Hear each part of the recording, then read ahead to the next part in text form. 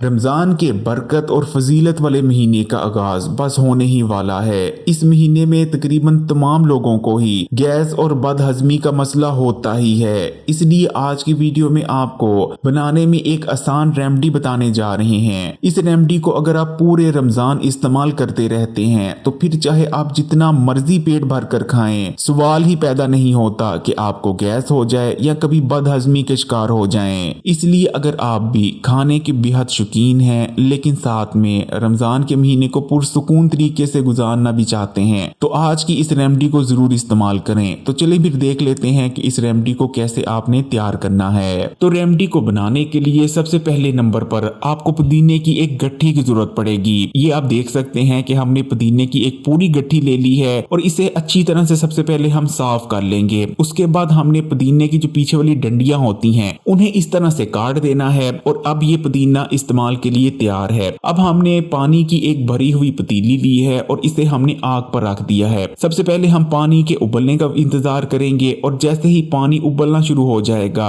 हमने पुदीने की पूरी गट्ठी को इस पानी में डाल देना है। अब हमने पुदीने को इतना पकाना है कि पक पक कर पानी आधा रह जाए। पुदीना मैदे, पेट और हाजमे के निजाम के लिए अक्सीर की हैसियत रखता है। पुदीने के इस्तेमाल से मैदे और पेट के तमाम अमराज का खात्मा हो जाता है। पुदीने के इस्तेमाल से भूख बढ़ती है, खून में बढ़ा हुआ बुरा कोलेस्ट्रॉल तेजी से कम होता है। पुदीना हाई ब्लड प्रेशर को कम करता है और पुदीने को इस्तेमाल करने से ब्लड प्रेशर को कंट्रोल में रखने में मदद मिलती है। पुदीना पेशाब आवर होता है। पुदीने के इस्तेमाल से बहुत ज्यादा पेशाब तो आता है लेकिन इस पेशाब के साथ जितने भी जिस्म में गंदे और फाजिल मादे मौजूद होते हैं वो तमाम जिस्म से बाहर निकल जाते हैं। यानी पुदीना आपकी पूरी बॉडी को डिटॉक्स करता है। पुदीने के इस्तेमाल से इम्यून सिस्टम बूस्ट होता है। पुदीने के अंदर ताकतवर एंटीबैक्टीरियल और एंटी फंगल प्रॉपर्टीज भी पाई जाती हैं। पुदीने के इस्तेमाल से हमारे जिस्म, पेट और मैदे में मौजूद नुकसानदेह और बीमारी पैदा करने वाले जरासीम और बैक्टीरिया का खात्मा हो जाता है। पुदीने के इस्तेमाल से भूख में तो इजाफा होता है लेकिन फिर भी वजन को कम करने में मदद मिलती है। इसलिए अगर आप मोटापे के शिकार हैं तब भी पुदीने को जरूर इस्तेमाल करें। पुदीने के इस्तेमाल से मैदे में डाइजेस्टिव जूसेस में इजाफा होता है। ये डाइजेस्टिव जूसेस खाने को ब्रेक डाउन करते हैं और हजम करने में मदद करते हैं। इस तरह अगर आप पुदीने का इस्तेमाल करते रहते हैं तो आपका हाजमे का निजाम बहुत ज्यादा तेज हो जाता है जिस वजह से आपको बदहजमी जैसे मसलों का सामना नहीं करना पड़ता।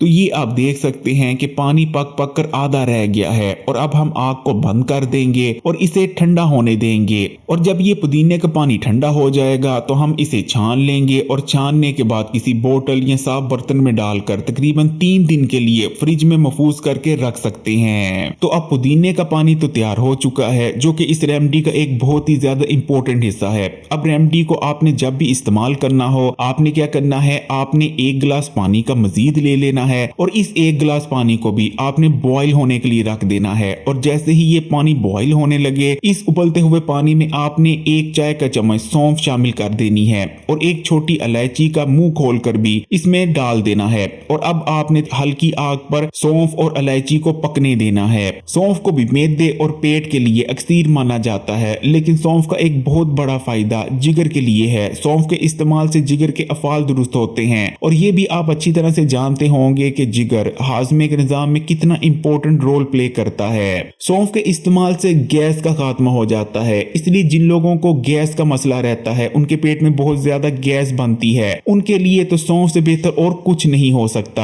सौंफ को इस्तेमाल करने से खाना बहुत जल्द हजम हो जाता है, ना कि ही घंटों घंटों तक पेट में पड़ा रहता है। इसी तरह सौंफ का इस्तेमाल नजर और दिमाग के लिए भी बहुत ज्यादा फायदेमंद रहता है। इसी तरह अगर छोटी इलायची की बात करें तो छोटी इलायची के वैसे तो बेशुमार फायदे हैं लेकिन छोटी इलायची का सबसे बड़ा फायदा हाजमे के निजाम के लिए है। छोटी इलायची को इस्तेमाल करने से मैदे में बढ़ी हुई बेजा तजाबियत का खात्मा हो जाता है। मैदे में बढ़ी हुई बेजा तजाबियत ना सिर्फ बदहजमी की वजह बनती है बल्कि बेशुमार बड़ी छोटी बीमारियां भी मैदे में बढ़ी हुई बेजा तजाबियत की वजह से पैदा होती हैं। सौंफ और इलायची को तकरीबन आधे मिनट के लिए पानी में पकाने के बाद आपने आग को बंद कर देना है और इसे नीम गर्म होने देना है। नीम गर्म होने पर आपने इसे छान कर किसी गिलास या कप में निकाल लेना है और उसके बाद आपने जो पहले पुदीने का पानी तैयार कर रखा था उसके 4 खाने के चम्मच इसमें आपने शामिल कर देने हैं। बस आपकी जबरदस्त रेमेडी तैयार है। इस रेमेडी को आपने अफ्तारी करने के बाद इस्तेमाल कर लिया करना है। अगर रमजान के महीने में इस रेमेडी को इस्तेमाल करते रहते हैं तो फिर चाहे आप जितना जितना मर्जी पेट भर कर खाएं, सवाल ही पैदा नहीं होता कि कभी आपको बदहजमी हो जाए या फिर आपके पेट में बेजा गैस बनने लगे।